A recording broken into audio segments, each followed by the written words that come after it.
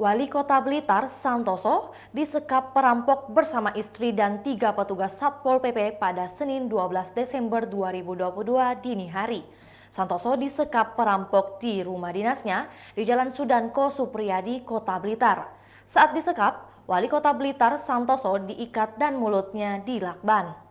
Kapolres Blitar Kota AKBP Argo Wiono mengungkapkan polisi mendapat laporan peristiwa perampokan di rumah dinas Wali Kota Blitar setelah subuh.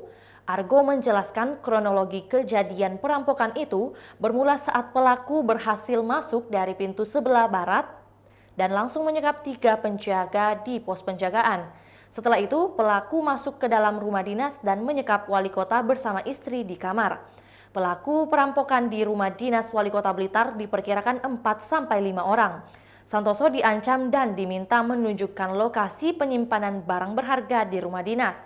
Argo mengatakan uang tunai yang digasak pelaku dari rumah dinas Wali Kota Blitar sekitar 400 juta rupiah dan perhiasan. Dikatakannya saat ini tim dari Polres Blitar Kota di backup tim dari Ditreskrimum Polda Jatim sedang melakukan olah TKP di rumah dinas Wali Kota Blitar.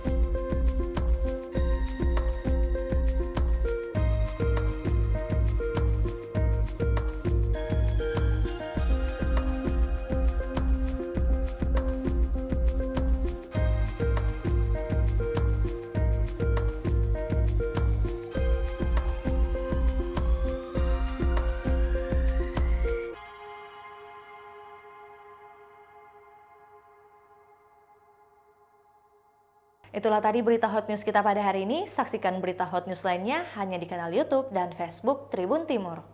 Terima kasih sudah nonton. Jangan lupa like, subscribe, dan share ya.